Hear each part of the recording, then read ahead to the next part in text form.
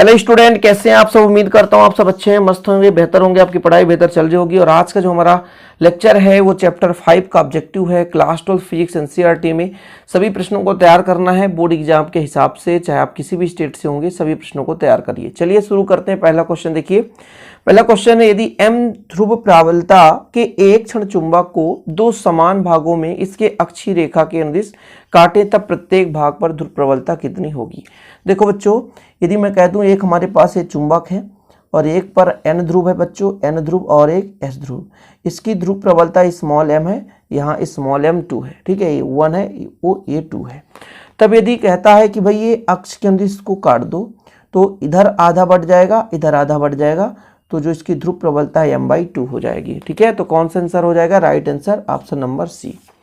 अगला क्वेश्चन देखो बच्चों, यदि एक क्षण चुंबक जिसका ध्रुव प्रबलता स्मॉल m है को इसके समद्विभाजक रेखा के अनुदिश दो समान भागों में काटे। अच्छा, अब यहाँ पर क्या है, तो ध्रुव प्रबलता कितनी है, यही हमारे पास चुंबक है। अब बोल के रखा है भाई साहब, ये भाई साहब समद्विभाजक रेखा के अनुदिश काटे ऐसा, तो फिर क्या इसके ध्रुव प्रबल में कोई परिवर्तन होगा? यदि m ध्रुव प्रबलता है तो बिल्कुल नहीं भाई। यदि ये इसके अक्ष के अनुदिश इसको काटे दो भागों में तो बढ़ जाएगा, लेकिन यदि लंबवत इसे कोई काट दे तो कोई परिवर्तन नहीं होगा। इसलिए इसका राइट आंसर यदि आपसे पूछा जाए तो आप बता दोगे ऑप्शन नंबर ए। ठीक है, नहीं तो दोनों प्रश्न में कहो सर सेम क्वेश्चन दिख रहा है और आंसर आप अलग अलग लगा रहे हैं। चलिए अगला क्वेश्चन देखो, एक क्षण चुंबक जिसका चुंबकीय आघूर्ण कैपिटल M है को इसके समद्विभाजक रेखा के अनुदिश दो समान भागों में काटे तो प्रत्येक भाग की चुंबकीय आघूर्ण कितनी है। देखो, चुंबकीय आघूर्ण निकालना है, समद्विभाजक सेम चीज निकालना है, चुंबकीय आघूर्ण। चुंबकीय आघूर्ण क्या कहलाता है? कैपिटल M बराबर कितना होता है? प्रभावी लंबाई इंटू ध्रुव प्रबल। ठीक है, एक चीज क्लियर है इतना। अब मेरे बच्चों क्या है कि यदि हम इसके लिए 2L मानकर चल रहे हैं तो आधे के लिए कितना हो जाएगा? L हो जाएगा, तो आधे के लिए हो जाएगा L इंटू M हो जाएगा। सिंपल है, आधे के लिए तो 2 का भाग दे दिए, मतलब ये इससे आधी है। सही है कि नहीं है? आधी है कि नहीं? तो तीसरे नंबर का राइट आंसर हो जाएगा m/2। ये कैपिटल M है, ध्यान रखना, कितना? Capital m/2। ठीक है, कोई दिक्कत तो नहीं। चलो अगला क्वेश्चन देखो, यदि चुंबकीय आघूर्ण M के एक चुंबक को B प्रबलता के एक समान चुंबकीय प्रेरण क्षेत्र में, है ना, क्षेत्र की दिशा में थीटा कोण बनाते हुए रखा गया है, तब चुंबक पर कार्यरत आघूर्ण कितना होगा?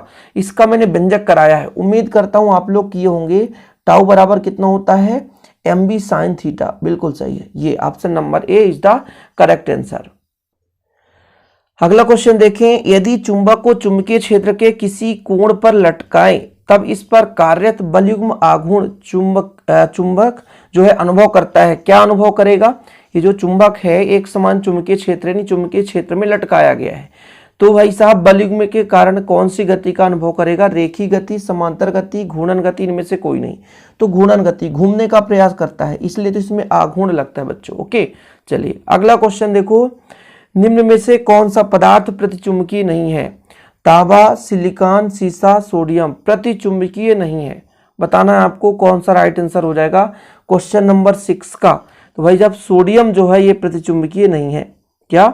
सोडियम, तो ऑप्शन नंबर कौन सा राइट हो जाएगा? Option number D. ठीक है, चलो कैल्शियम उदाहरण है, किसका उदाहरण है? प्रतिचुंबकीय पदार्थ का, अनुचुंबकीय पदार्थ का, लौह चुंबकीय पदार्थ का, इनमें से कोई नहीं। क्वेश्चन नंबर 7, तो भाई साहब ये कैल्शियम किसी का भी उदाहरण नहीं है, इसलिए option number D is the correct answer. Oxygen, है ना, नॉर्मल तापमान और दाब पर किसका उदाहरण है? प्रतिचुंबकीय पदार्थ, अनुचुंबकीय पदार्थ, लौह चुंबकीय, इनमें से कोई नहीं।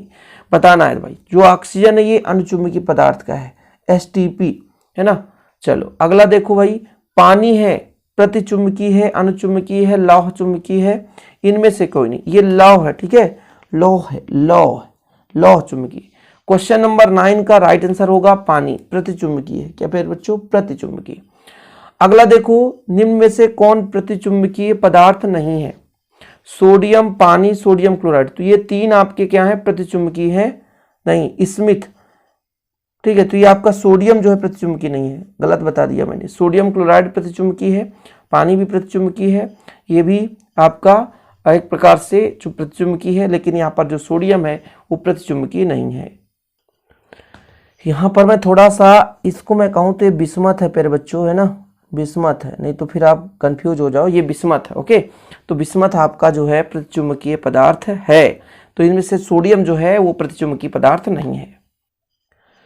अगला क्वेश्चन देखो, कॉपर क्लोराइड है, यानी एक प्रकार से CuCl2 इसे बोल सकते हैं, प्रतिचुंबकी क्यूप्रस क्लोराइड जिसे बोलते हैं, अनुचुंबकी लौह चुंबकी, इनमें से कोई नहीं। कौन सा राइट आंसर होगा? तो पहले बच्चों जो आपका कॉपर क्लोराइड है जिसे क्यूप्रस क्लोराइड कहेंगे, ये अनुचुंबकी है। क्या है? अनुचुंबकी। चलो भैया किनारे, अनुचुंबकी है। अगला देखो, निम्न में से कौन सा पदार्थ अनुचुंबकी नहीं है? पानी, एल्यूमिनियम, सोडियम, है ना, कैल्शियम। बताओ अनुचुंबकी नहीं है कौन सा भैया? अनुचुंबकी नहीं है। क्वेश्चन नंबर 12 आ गया। वही जो पानी है हमारा, ये प्रतिचुंबकी है। पानी जो हमारा क्या है? एक प्रतिचुंबकी है, इसलिए अनुचुंबकी नहीं है। लोहा है, क्या है भैया? प्रतिचुंबकी, अनुचुंबकी, लौह चुंबकीय पदार्थ। तो लोहा है लौह चुंबकीय पदार्थ। लोहा क्या है? लौह चुंबकीय पदार्थ। अगला क्वेश्चन देखो, निम्न में से कौन सा पदार्थ लौह चुंबकीय नहीं है? लोहा, कोबाल्ट, निकिल, नाइट्रोजन। ठीक है भाई साहब, ये जो नाइट्रोजन है ये आपका लौह चुंबकीय नहीं है। अगला क्वेश्चन देखो, वह ताप जिस ताप पर कोई लौह चुंबकीय अनुचुंबकीय पदार्थ में परिवर्तित हो जाता है, परम ताप कहलाता है, ऊष्म ताप कहलाता है, क्यूरी ताप, मरकरी ताप। तो ये कहलाता है क्यूरी ताप।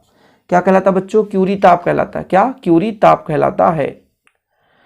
अगला क्वेश्चन देखो, चुंबकीय विभव किसी भी बिंदु पर, है ना, किस मान को प्रदर्शित करता है? सिंपल है, जहां पे m क्या है? चुंबकीय आघूर्ण हो सकता है ना, और जो आपका r है वो केंद्र से दूरी है, थीटा क्या है? कोण है। बताओ जो चुंबकीय विभव है किस, है ना, फार्मूला को प्रदर्शित करेगा? Question number 16। तो ये आपका होता है μ0/4 पाई m cos थीटा बटे r²। ठीक, ये आपका आंसर सही होगा। अगला क्वेश्चन देखो, एक क्षण चुंबक के मध्य बिंदु से चुंबक के लंब रेखा पर स्थित किसी बिंदु पर क्या लंबवत, जो जैसे हमारे पास ये पेड़ बच्चों है, इसके लंबवत किसी बिंदु पर विभव क्या होता है? शून्य होता है। तो चुंबकीय विभव क्या होगा? शून्य होगा हमेशा, चाहे हम द्विध्रुव की बात करें, विद्युत द्विध्रुव की बात करें, चाहे चुंबकीय द्विध्रुव की बात करें, इनके लंबवत पर विभव जो होगा शून्य होगा, याद रखना। ओके, अगला नंबर देखो, m ध्रुवीय प्रबलता के कारण इससे r दूरी पर चुंबकीय विभव का मान कितना होगा? कौन सा राइट आंसर होगा? चुंबकीय विभव का मान क्वेश्चन नंबर 18 है। तो भाई साहब इसका राइट आंसर जानते हैं कौन सा हो जाएगा? μ0/4 पाई m बटा r। ये ऑप्शन नंबर आपका हो जाएगा ए, μ0/4 पाई m बटा r। अगला, चुंबकत्व मापी वह यंत्र है जिसकी सहायता से ज्ञात की जा सकती है चुंबकीय आघूर्ण, ध्रुवीय प्रबलता, चुंबकीय क्षेत्र, उपरोक्त में से सभी। तो उपरोक्त में से सभी चुंबकत्व मापी में से हम प्राप्त कर सकते हैं, ज्ञात कर सकते हैं। अगला क्वेश्चन देखो बच्चों, दो स्थानों के क्षैतिज चुंबकीय प्रेरणों की तुलना कर सकते हैं विक्षेप चुंबकत्व मापी द्वारा, दोलन चुंबकत्व मापी द्वारा, उपरोक्त दोनों द्वारा, दोनों में से किसी भी द्वारा नहीं। बताओ, दो स्थानों के क्षैतिज चुंबकीय प्रेरणों की तुलना कर सकते हैं, किसके द्वारा हम तुलना कर सकते हैं? तो विक्षेप चुंबकत्व मापी द्वारा और दोलन चुंबकत्व मापी द्वारा, मतलब उपरोक्त में से दोनों। तो ऑप्शन नंबर ये जो आपका सी है ये करेक्ट आंसर हो जाएगा। अगला क्वेश्चन देखो बच्चों, tan A स्थिति को कहा जाता है इंड ऑन स्थित, है ना, ब्रॉड साइड ऑन स्थित, उपरोक्त दोनों। तो इंड ऑन स्थित कहा जाता है tan A को। अगला क्वेश्चन देखो, स्पर्शजय नियम लागू होने के लिए निम्नलिखित में से कौन सी स्थित दो चुंबकीय क्षेत्रों की होनी चाहिए? एक दूसरे के समानांतर होनी चाहिए, एक दूसरे की लंबवत होनी चाहिए, ना समांतर ना ही लंबवत होनी चाहिए। बताओ कौन सा राइट आंसर हो जाएगा? Question number 22। क्वेश्चन नंबर 22 इसका राइट आंसर हो जाएगा एक दूसरे की लंबवत होना चाहिए। अगला क्वेश्चन देखो बच्चों, चुंबकीय आघूर्ण m के मान बढ़ने से आवर्तकाल बढ़ता है, घटता है, अपरिवर्तित रहता है? इनमें से कोई नहीं, राइट आंसर बताना है। तो इसमें से घटता है। चुंबकीय आघूर्ण का मान बढ़ेगा तो आवर्तकाल घटेगा। चुंबकीय क्षेत्र BH का मान घटता है तो आवर्तकाल क्या है? बढ़ेगा। कौन सा राइट आंसर हो जाएगा? क्वेश्चन नंबर 24 का ऑप्शन नंबर बढ़ेगा। यदि चुंबकीय क्षेत्र का मान बढ़ेगा घटेगा तो आवर्तकाल का मान बढ़ेगा, ये सिंपल है। क्वेश्चन नंबर 25 है, m मात्रा की विलगित ध्रुव से वायु में d दूरी पर चुंबकन तीव्रता या चुंबकीय तीव्रता कितना होता है? बताना है। m/d m/d², md कौन सा राइट आंसर हो जाएगा? तो m/d²। विलगित ध्रुव से d दूरी पर जो चुंबकन तीव्रता या चुंबकीय तीव्रता m/d² होता है।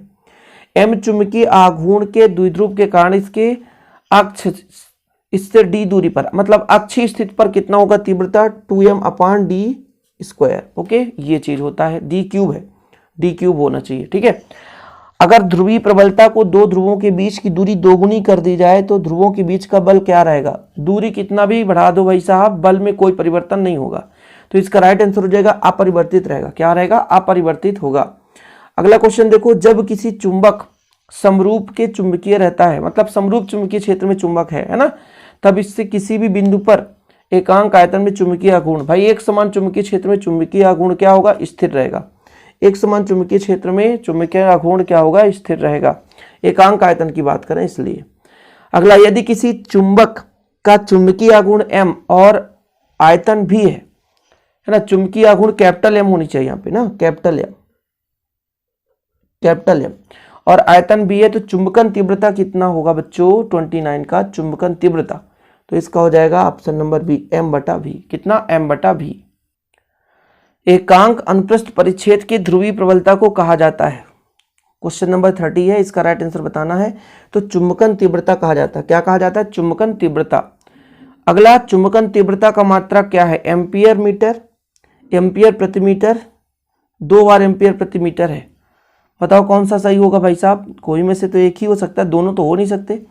31 का होगा एम्पियर प्रति मीटर। ठीक है, एम्पियर प्रति मीटर, एक ही लगाना, चाहे जो भी लगा लो आप। अगला देखो, चुंबकीय विभव है, सदिश राशि है, अदिश राशि है, टेंशन, इनमें से कोई नहीं। 32 बताना है आपको, कौन सा है भैया? तो चुंबकीय विभव अदिश राशि है। क्या है? अदिश राशि है।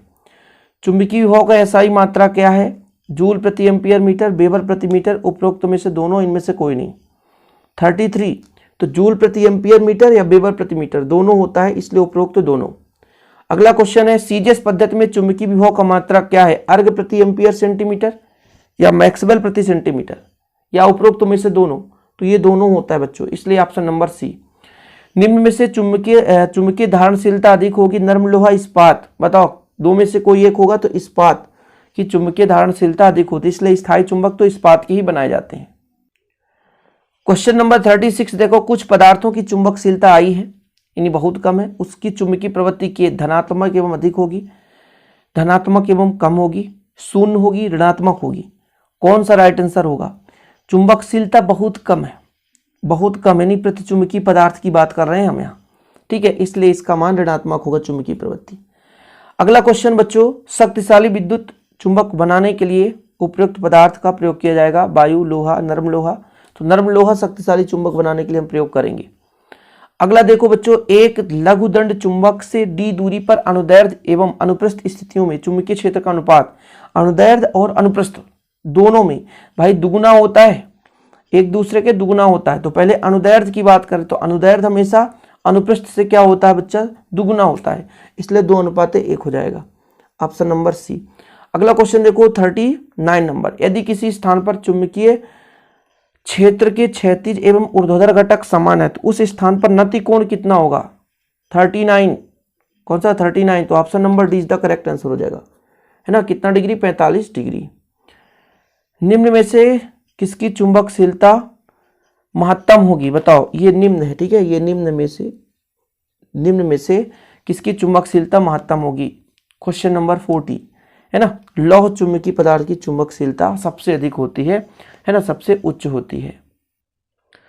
अगला क्वेश्चन देखो, किसी स्थान पर पृथ्वी के क्षेत्र के क्षैतिज एवं ऊर्ध्वाधर अवयव क्रमशः BH एवं BV है तो उस स्थान पर नमन कोण, भाई नमन कोण यानी डेल्टा का मान, यार यहाँ पे डेल्टा में संबंध होना चाहिए, है ना।